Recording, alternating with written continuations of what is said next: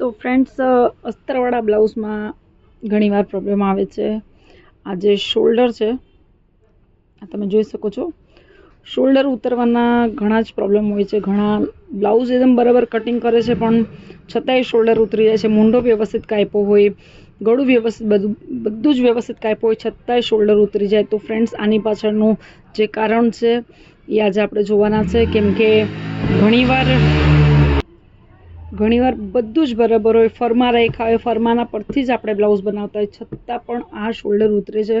તો friends, main reason શું હોય છે, જ્યારે આપણે અસ્તર જે છે આપણે બ્લાઉઝમાં લગાડીએ અને લગાડતી વખતે જ્યારે આ જો અત્યારે તમે જોઈ શકો છો, આ અત્યારે ભાગ છે જે આવી રીતના ગોળ તરફ આમ જાય છે. અંદર અહીંયાનો ભાગ નાનો છે, અહીંયાનો ભાગ મોટો છે. પણ જ્યારે અસ્તર આપણે ડાયરેક્ટલી મશીન પર બેસી અને બ્લાઉઝ પીસમાં ચીટકાડીએ, આપણે લગાડીએ, સિલાઈ મારીએ તો ઘણીવાર આવી રીતના ફેલાઈ જાય છે. આ તમે જોઈ શકો છો, આવી રીતના ક્યારેક અસ્તર ફેલાઈ જાય. તો આવી રીતના જ્યારે અસ્તર ફેલાય છે ને, તો અહીંયાનો જે ગેપ છે એ અડધોથી 1.5 ઇંચ વધી જાય છે. અત્યારે નોર્મલ આપણે બતાવીએ, આપણું આ નોર્મલ જે બ્લાઉઝ જેવી રીતના આપણે એકદમ ગળું પરફેક્ટ બેસતું હોય એ પ્રમાણે આ રાખ્યું છે. હવે આપણે એનું માપ લેશું અને એના પછી ફરીથી એકવાર માપ લેશું કે ક્યાં આપણી મિસ્ટેક થાય છે. ઘણા લોકો કન્ફ્યુઝ થઈ જાય છે કે બ્લાઉઝ એકદમ પરફેક્ટ કાપ્યું છે, મૂંઢો વ્યવસ્થિત છે. ઘણીવાર એવું હોય છે કે ભાઈ મૂંઢો બહુ ડીપ કપાઈ ગયો હોય તો પણ શોલ્ડર ઉતરે છે. ઘણીવાર એવું હોય છે કે શોલ્ડરનો જે પોર્શન છે એ ડીપ ગળું હોય છતાંય આપણે વધારે શોલ્ડર લઈ લઈએ અને કાપી નાખીએ તો પણ બ્લાઉઝનું ગળું ઉતરે છે. તો ફ્રેન્ડ્સ, અત્યારે તમે જોઈ શકો છો, આપણે જે આ કન્ડિશન છે, આ જ કન્ડિશનમાં આપણે બ્લાઉઝ રાખવાનું હોય છે અને આ જ કન્ડિશનમાં બ્લાઉઝ સીવવાનું હોય છે. તો અત્યારે આ તમે જોઈ શકો છો, વચ્ચેનું મેજરમેન્ટ છે 5 ઇંચ. હવે જ્યારે આપણે મશીન પર બ્લાઉઝ સિલાઈ મારીને અસ્તર અને બ્લાઉઝ પીસ જોઈન્ટ કરતા હોય ત્યારે શું થાય, ઘણીવાર આવી રીતના આ તમે જોઈ શકો છો, થોડું ઘણું પણ આવી રીતના ફેલાઈ ગયું. આ જો આવી રીતના થોડું ઘણું પણ ફેલાઈ ગયું તો એનું મેજરમેન્ટ ક્યાં જાય છે? આપણે નોર્મલી 5 ઇંચનો ગેપ જોઈએ છે, તો આ તમે જોઈ શકો છો સીધું 6 ઇંચ પર. તો ફ્રેન્ડ્સ, 6 ઇંચ જ્યારે આ થઈ જાય તો તમે શોલ્ડર પણ જોઈ શકો છો કેટલો થાય છે.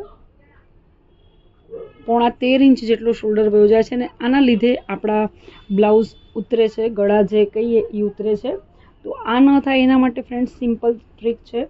હું ઘણા ટાઈમથી જ્યારે બ્લાઉઝ બનાવું છું ત્યારે હું જસ્ટ ફેવિકોલ વાપરું છું અને ફેવિકોલ વાપરીને જ બ્લાઉઝ ચિપકાવું છું, જેથી મેઇન પ્રોબ્લેમ બીજા બધા કટોરી છે કે બીજા બધા પાર્ટ છે એ તમે સીવશો ત્યારે પ્રોબ્લેમ નથી આવતો. મેઇન પ્રોબ્લેમ ગળામાં આવે છે. કેમ કે આ જ્યારે બગડે છે ને, આ જે શેપ છે આ બગડે છે ત્યારે બ્લાઉઝ ઉતરે છે.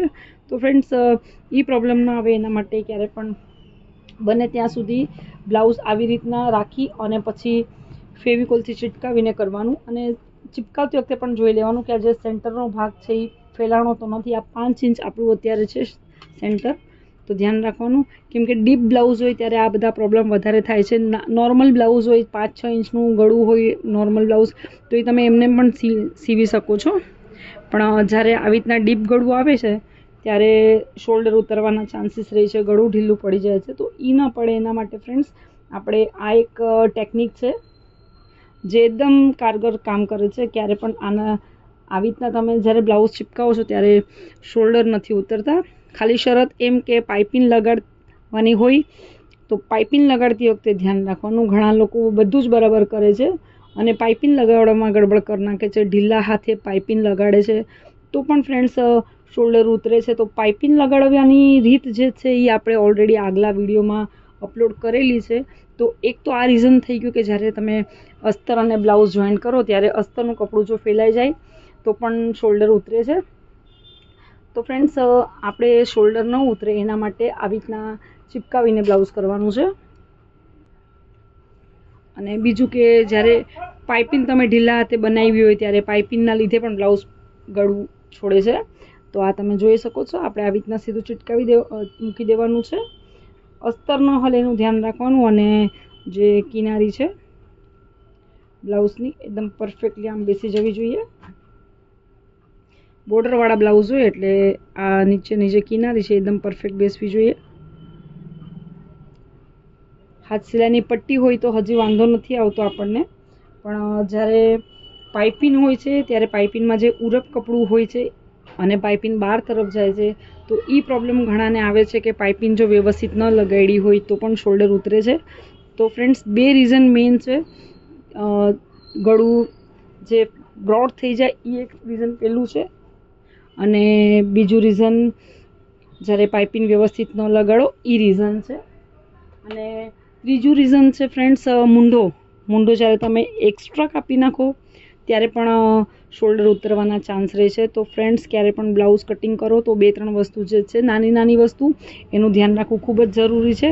5-5.5 ઇંચથી ઉપર મૂંઢો કાપવાનો નહીં. બહુ હેવી બોડી હોય તો 6 ઇંચ જેટલો મૂંઢો કાપવાનો. બાકી નોર્મલ હોય અને માપનું બ્લાઉઝ આપ્યું હોય તો બધી રીતના ચેક કરીને પછી કાપવાનું. તો ફ્રેન્ડ્સ બ્લાઉઝના શોલ્ડર ઉતરવાનું મેઇન કારણ તો અત્યારે તમને બતાવી દીધું કે અસ્તરવાળા બ્લાઉઝમાં જે મેઇન પ્રોબ્લેમ છે, ગળું ફેલાઈ જાય અને ઉપર આપણે બ્લાઉઝ પીસ જે છે એ પણ એના લીધે ફેલાઈ જાય છે, એટલે આપણા શોલ્ડર ઉતરે છે. તો ફ્રેન્ડ્સ આપણે બધું અસ્તર ચૂટકાવી દઈશું. તો ફ્રેન્ડ્સ નાની ટીપ હોય છે પણ ઘણી કારગર હોય છે. તો ક્યારે પણ ધ્યાન રાખવાનું, અસ્તરવાળા બ્લાઉઝ સીવતી વખતે આવી રીતના ચિપકાવીને કરો તો ક્યાંયથી ગળું ઉતરવાના ચાન્સ રહેતા નથી. તો ફ્રેન્ડ્સ જો આજની ટીપ ગમી હોય તો પ્લીઝ લાઇક કરજો, શેર કરજો, કમેન્ટ કરજો, અને મારી ચેનલમાં નવા હોય તો ચેનલ સબસ્ક્રાઈબ કરવાનું ભૂલતા નહીં.